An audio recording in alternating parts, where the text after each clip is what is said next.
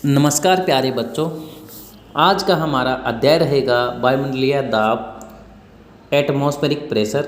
मैं Subhash Chandra, assistant professor geography, government college बाल्समन।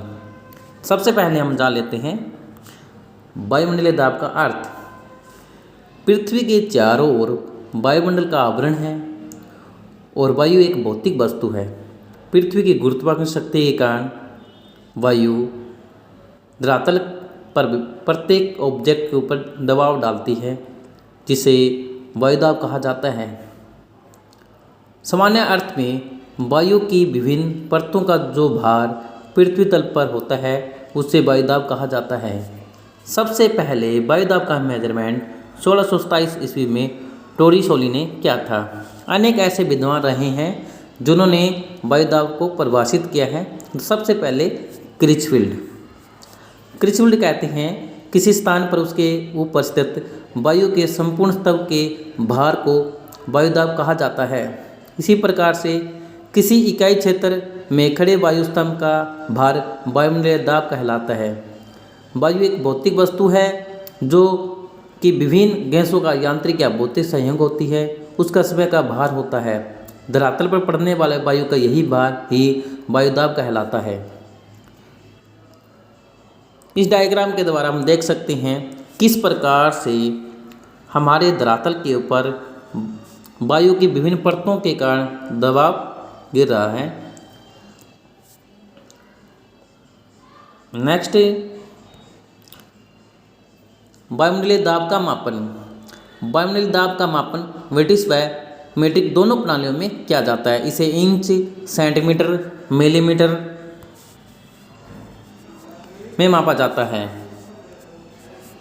वायुदाब मापने के यंत्र को बैरोमीटर कहते हैं। वायुदाब का मापन सदैव औसत सागर तल से किया जाता है।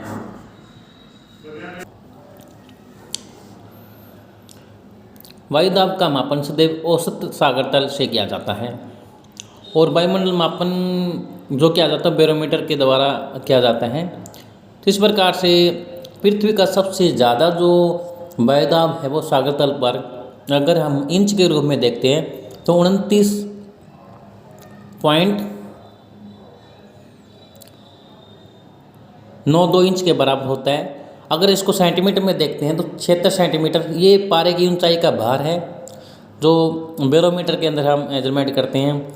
अगर इसको मिलीबार के रूप में देखते हैं तो 1013.25 मिलीबार के बराबर होता है।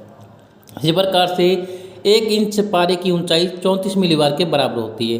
अर्थात अगर बैरोमीटर के अंदर 1 इंच पारा अगर चढ़ता है तो वो 34 मिलीबार के बराबर होता है।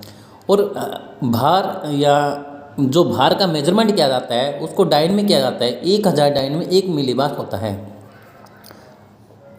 भारत में 1957 ईस्वी से पहले वायुदाब का इंच में मापा जाता था, इंच में मेजरमेंट किया जाता था। लेकिन 1957 के बाद वायुदाब को मिलीबार, सेंटीमीटर या मिलीमीटर में मेजरमेंट किया जाता है। वर्तमान में विश्व के अधिकांश देशों में वायुदाब को मिलीबार में ही मापा जाता है। आजकल कुछ देश हेक्टोपास्कल का भी प्रयोग करते हैं वायुदाब को मापने के लिए। 1 हेक्टोपास्कल 1 MB के बराबर होता है। तो इस डायग्राम के द्वारा हम देख सकते हैं कि किस प्रकार से 2 बैरोमीटर है, एक मरकरी बैरोमीटर, एक एंड्रॉयड बैरोमीटर है। और इसमें हम देख भी सकते हैं कि सागर तल पर सी लेवल पर सबसे ज़्यादा प्रेशर मेजरमेंट किया गया है जो 76 सेंटीमीटर के बराबर है। ये पारे की ऊंचाई है। या हम इंच के रूप में देखते हैं 29.92 इंच। और इसी प्रकार से हमने बताया मिलीबार के रूप में, तो भार के रूप में तो 113.25 मिलीबार के बराबर होता है।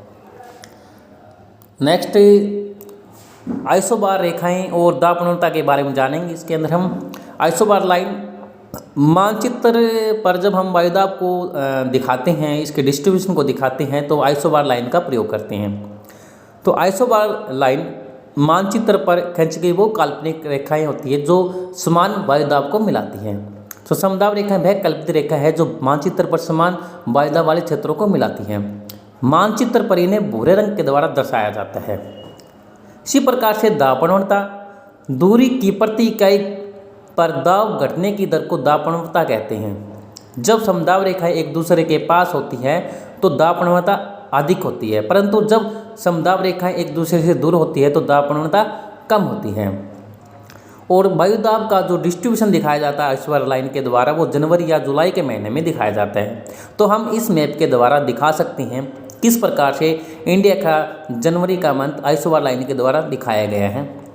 तो उत्तरी भारत के अंदर जनवरी के अंदर सर्दियां होती हैं और सर्दियां होने के कारण यहाँ पर एयर प्रेशर अधिक मिलता है। तो उत्तर भारत के अंदर 1018 MB की आइसोबार लाइन गुजर रही है। इसी प्रकार से इसके साउथ में देख सकते हैं 1017, 1016, इसी प्रकार से 1015। तो नॉर्थ से जैसे हम साउथ की ओर जाते हैं तो आइसोबार लाइन का मान है वो कम होता चला जाता है। तो आइसोबार लाइन का संबंध तापमान के साथ होता है। तो जब हमारे नॉर्थ इंडिया के अंदर सर्दियाँ होती हैं तो आइसोबार लाइन का मान अधिक होता है। इसी प्रकार से आइसोबार लाइन को समान अंतराल पर खींचा जाता है। तो इसमें हम भी देख सकते हैं मैप के अंदर 1018 के बाद में 1017 MB, 1016 MB यानी कि 1 MB अंतराल पर इनको खींचा गया है। नेक्स्ट डायग्राम में हम देख सकते हैं कि आइसोबार लाइन जुलाई महीने की है। जो नॉर्थ इंडिया की हम बात कर रहे थे सर्दियों के अंदर जनवरी के महीने में 1018 MB की थी, वहीं हम जुलाई के अंदर देखते हैं नॉर्थ इंडिया के अंदर 980 MB की आइसोबार लाइन है यहाँ पर। यानी कि हमारे जुलाई के अंदर गर्मियाँ होती हैं और जब तापमान बढ़ता है तो एयर प्रेशर कम हो जाता है। तो इसीलिए 980 MB की आइसोबार लाइन नॉर्थ इंडिया के अंदर देख सकते हैं। उसके बाद में आप देख सकते हो 1000 MB लाइन। तो जैसे जैसे हम साउथ की ओर जाएंगे तापमान में गिरावट आता चला जाएगा और एयर प्रेशर बढ़ता चला जाएगा। नेक्स्ट आपको दाब प्रवणता के बारे में मैंने बताया था। तो दाब प्रवणता इस डायग्राम के द्वारा देख सकते हैं। जब आइसोबार लाइन दूर दूर होती है तो वहाँ दाब प्रवणता कम होता है। जब आइसोबार लाइन नज़दीक नज़दीक होती है तो वहाँ दाब प्रवणता अधिक मिलता है। और जहाँ दाब प्रवणता अधिक मिलता है वहाँ पर पवनें तेज गति से चलेगी। इसके बाद में नेक्स्ट हम जा लेते हैं वायुमंडलीय दाब को प्रभावित करने वाले कारक, factor affecting of air pressure. तो सबसे पहला जो कारक है तापमान। तापमान के बढ़ने पर एयर प्रेशर कम होता है और तापमान के घटने से एयर प्रेशर बढ़ता है। इसी कारण उष्णकटिबंधीय क्षेत्रों के अंदर तापमान अधिक होने के कारण वहाँ वायुदाब कम मिलता है, जबकि ध्रुवीय क्षेत्रों के अंदर तापमान के कारण तापमान वहाँ कम है, वायुदाब अधिक मिलता है। अगर बात करें थर्मामीटर और बैरोमीटर का तो इन दोनों का उल्टा रिलेशन है। थर्मामीटर जब ऊंचाई पकड़ता है तो बैरोमीटर नीचे गिरता है। इस बार नेक्स्ट पॉइंट हम देख सकते हैं पृथ्वी की घूर्णन गति। पृथ्वी घूर्णन गति भी एयर प्रेशर को प्रभावित करती है। पृथ्वी जब पश्चिम से पूर्व की ओर घूमती है तो पृथ्वी की सबसे ज़्यादा गति इक्वेटर पे होती है। इस कारण वहाँ पर अपकेंद्रीय बल सबसे अधिक होता है। अपकेंद्रीय बल का अर्थ होता है पवनों को बाहर की ओर धकेलना। जब इक्वेटर क्षेत्र के ऊपर जब अपकेंद्रीय बल ज़्यादा होता है तो पवनें बाहर की ओर धकेल दी जाती है। और इसी कारण वहाँ अगर पवनें नहीं होगी तो एयर नहीं होगी तो एयर ना होने के कारण वहाँ पर वायुदाब कम हो जाता है। तो अपकेंद्रीय बल एयर को बाहर धकेलने का काम करती है। इसी प्रकार से पृथ्वी घूर्णन गति के कारण दिन रात बढ़ते हैं। दिन के समय तापमान अधिक होने के कारण वायुदाब कम मिलता है और रात के समय तापमान कम होने के कारण एयर प्रेशर अधिक मिलता है। तो इस प्रकार इनके बीच में उल्टा रिलेशन देखा जा सकता है तापमान और वायुदाब का। आर्द्रता अथवा जलवाष्प के बढ़ने से वायुदाब कम होता है। इक्वेटर रीजन के अंदर जलवाष्प की मात्रा अधिक होती है जबकि वायुदाब वहाँ कम मिलता है। नेक्स्ट पॉइंट ऊंचाई। वायुदाब सागर तल पर सबसे अधिक होता है। जैसे जैसे ऊंचाई बढ़ती चली जाती है एयर प्रेशर कम हो जाता है। एक मान के अनुसार 300 मीटर की ऊंचाई पर 34 MB वायुदाब कम हो जाता है। नेक्स्ट गुरुत्वाकर्षण बल। वायुदाब पृथ्वी के गुरुत्वाकर्षण द्वारा ही उत्पन्न होता है। पृथ्वी के केंद्र से दूर जाने से गुरुत्वाकर्षण में कमी हो जाती है, इसलिए जो वायु पृथ्वी के केंद्र के निकट होगी उसका भार अधिक होगा। पृथ्वी क्षेत्र से अब हम बात करते हैं जो ध्रुवीय क्षेत्र है।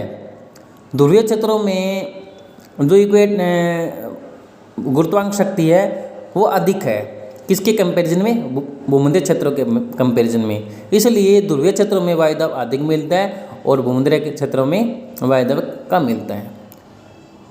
आगे आने वाली वीडियो के अंदर हम वायुदाब के वितरण का जिक्र करेंगे, जिसमें हम देखेंगे वायुदाब का लंबवत वितरण और वायुदाब का क्षैतिज वितरण। जय हिंद, धन्यवाद।